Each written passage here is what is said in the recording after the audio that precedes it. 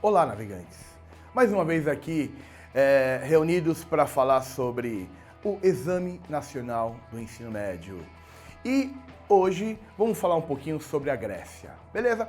Olha, lembrando para vocês que a Grécia é o conteúdo que mais cai dentre os conteúdos da antiguidade.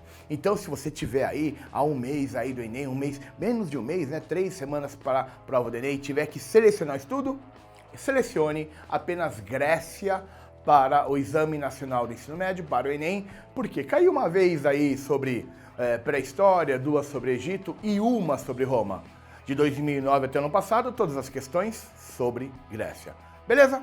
Então, a Grécia é um país, a história da Grécia, ela é muito importante, principalmente porque algumas das coisas que foram criadas e pensadas naquele mundo, naquela antiguidade, elas foram sendo repensadas em vários momentos durante a história. Então você pega que após a Grécia, que começa lá atrás, no ano 2000, no século 20 a.C., lá na frente, os romanos que entraram em contato com a Grécia, que dominaram a Grécia, assumiram muitos valores gregos. Depois disso, a Idade Média, lá na Europa Central, na Europa feudal, na Alta Idade Média, eles abandonaram os estudos, até proibiram os estudos clássicos. Depois desse período da Alta Idade Média, vai vir um movimento chamado Renascimento Cultural e Científico. Não é um movimento contínuo, tal, mas muitos deles fizeram retorno aos estudos clássicos. E toda vez que a gente fala retorno aos estudos clássicos, estamos falando do estudo greco-romano, beleza? E aí, depois, vai ter uma transição, o Renascimento Cultural e Científico, o Iluminismo, e hoje em dia, né, a Grécia volta à tona. Então, como eu estava falando, não é à toa que cai tanto. E é claro que podem cair questões ligando tudo isso que eu falei, ligando a Grécia a todos esses momentos históricos posteriores. Então, o que é o principal? O que dentro da Grécia, da antiguidade, cai muito mais, que eles estão repensando nas outras histórias. É claro que um deles espero eu que você já saiba, que é sobre a democracia ateniense. A democracia ateniense muito melhor estruturada por um legislador chamado Clístenes. Aquela democracia, na verdade democracia não é o que você pensa hoje, creio eu aqui de uma forma vulgar, quando você pensa eu sou democrático, você pensa, sei lá, eu não sou preconceituoso, ou você pensa nos princípios de liberdade, igualdade e fraternidade, criados no Iluminismo. Não é disso que eu estou te falando. Democracia ateniense era o governo do povo, a forma de estruturar a sociedade. Então, primeira coisa, a democracia ateniense era excludente.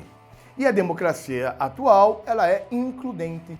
A democracia ateniense, ela servia para a elite, para quem tinha direito político. Ou seja, naquele tempo, inicialmente eram para os eupátridas, grandes proprietários de terras atenienses, e para os demiurgos, os grandes comerciantes. E dentro dessa democracia, que é o assunto talvez mais importante, tinha uma estrutura. Tinha lá na democracia o Conselho da Bulê, ou Conselho dos 500. Então, os 500 patriarcas, os homens idosos mais ricos, das 500 famílias mais poderosas lá de Atenas, formavam um conselho. E esse conselho que vai principalmente organizar as leis, as obras públicas, as guerras. Mas eles tinham que, para organizar essas leis e tudo mais, fazer a eclésia. Olha só, eclésia, o Conselho da Bulê tinha que fazer a eclésia. Fazer a eclésia é que eles tinham que consultar os cidadãos. Os cidadãos que eram atenienses, homens livres, sejam eles eupátridas, sejam eles demiurgos, sejam eles georgóis, tetas, sejam eles metecos, seja quem for, eles iam para o espaço público, nessa Assembleia de Cidadãos, e ficavam dando opiniões, imposições ao que o Conselho da Bulê tinha que fazer. E depois eles se reuniam, criavam tudo e legislavam. Tudo bem? Bom, tinha um órgão público lá da democracia chamado de ostracismo. Responsável pela manutenção da democracia.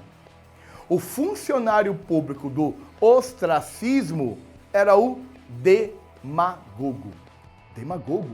Não é o demagogo de hoje, ou quase o demagogo de hoje. Demagogo era o fiscal do povo. Esse cara, ele podia banir, exilar um ateniense que não estivesse seguindo as leis por 10 anos. Essa era a pena máxima. Então esse é um esboço aí rapidinho aí para você que vai fazer a prova logo mais. Esse é o esboço da democracia.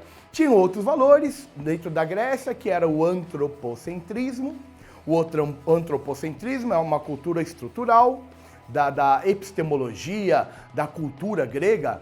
E esse antropocentrismo, onde o homem é medida para todas as coisas, é considerar a diversidade, é valorizar o homem em si como figura, é valorizar o individualismo, é valorizar os fenômenos naturais.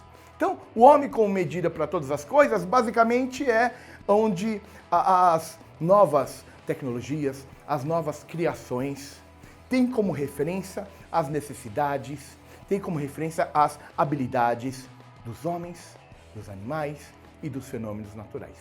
Beleza?